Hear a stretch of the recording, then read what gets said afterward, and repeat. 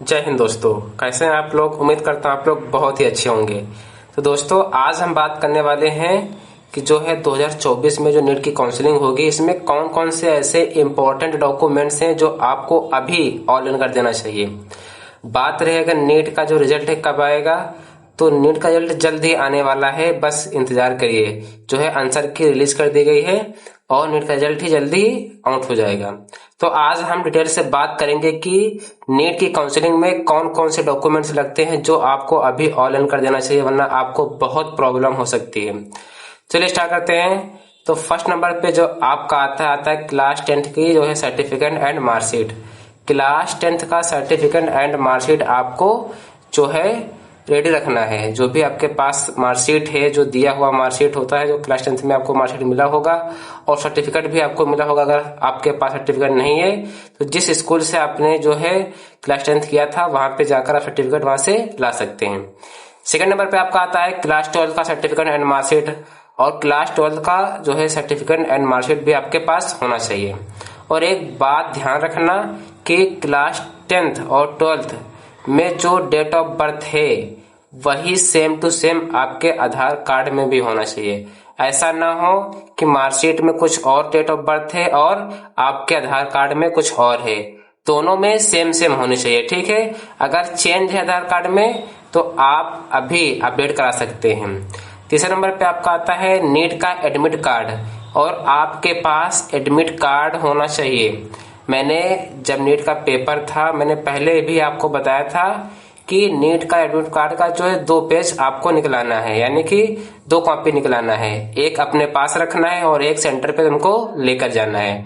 जो आपके पास होगा वो काउंसलिंग के टाइम पर काम आएगा। अगर आपके पास नहीं है तो अगर आपने फोन में डाउनलोड किया होगा तो शायद होगा, तो आप जाकर अभी निकला लीजिए।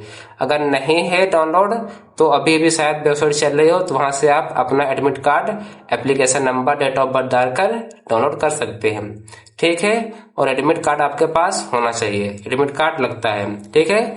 अगर नहीं है तो आप अभी डाउनलोड कर सकते हैं, अभी जो है वेबसाइट चल रही है। तो आपके पास एडमिट कार्ड भी होना चाहिए। और चौथे नंबर पे आपका आता है स्कोर कार्ड, यानी कि जब रिजल्ट आएगा, रिजल्ट आने के बाद आपका जो है रैंक, कितने मार्क्स आए हैं, जो है आपको स्कोर कार्ड जो है डाउनलोड करने का ऑप्शन आएगा, तो इसको डाउनलोड कर लेना और इसका प्रिंट निकाल लेना, ठीक है। प्रिंट निकाल लेना, वही प्रिंट जो है लगेगा। तो आपके पास स्कोर कार्ड भी होना चाहिए। 5वें नंबर पे आपका आता है कैटेगरी सर्टिफिकेट।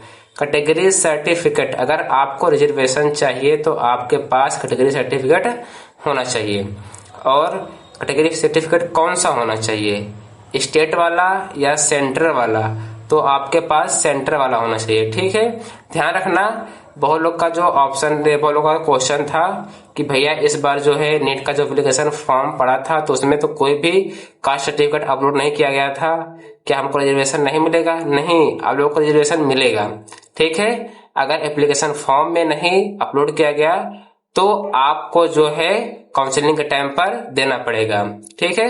6 नंबर पे आपका आता है पासपोर्ट साइज फोटो।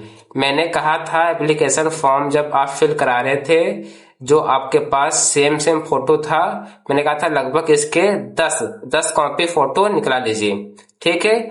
चेंज ना हो, ऐसा ना हो कि आपने एप्लीकेशन फॉर्म में कोई अदर फोटो अपलोड किया है और काउंसलिंग के टाइम पर कोई अदर फोटो लेके जा रहे हैं, ऐसा मत करना, ठीक है। आपको प्रॉब्लम हो सकती है।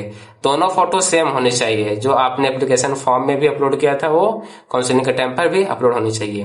7वें नंबर पे आपके पास आता है प्रूफ ऑफ आइडेंटिटी, यानी कि आइडेंटिटी वेरिफिकेशन के लिए आपके पास कार्ड होना चाहिए। चाहे आपके पास आधार कार्ड हो, चाहे पैन कार्ड हो, चाहे आपके पास पासपोर्ट हो, चाहे आपके पास जो है वोटर आईडी हो, ये 4 में से कोई एक होनी चाहिए, ठीक है। आप सबके पास आधार कार्ड तो सबके पास होता है, तो आधार कार्ड सबके पास होगा। तो आधार कार्ड में एक बात ध्यान रखना, आधार कार्ड में नेम और डेट ऑफ बर्थ, अक्सर हम देखते हैं अधिकतर लोगों का डेट ऑफ बर्थ गलत होता है, यानी मार्कशीट में कुछ और है और आधार कार्ड में कुछ और है। ये मत समझना कि अगर 1 महीना गलत है, 2 महीना आगे पीछे है, कुछ नहीं होगा, होगा, बहुत फर्क पड़ेगा, ठीक है। जो आपके मार्कशीट में है सेम सेम होनी चाहिए इसमें आधार कार्ड में, और गलत ना हो। अगर अभी अब कुछ भी अगर चेंज है, बीओडी चेंज है, तो अभी भी आप किसी भी बैंक में जाकर आप जो है इसको अपडेट करा सकते हैं। ठीक है, आपके पास प्रॉपर टाइम है। 8वें नंबर पे आपका आता है टीसी, यानी कि जब इंटर आप पास करते हैं तो आपको मार्कशीट के साथ में टीसी भी दी जाती है, तो आपके पास टीसी होना चाहिए। ठीक है, टीसी भी आपके पास होना चाहिए, ये भी जो है काउंसलिंग के टाइम पर लगता है।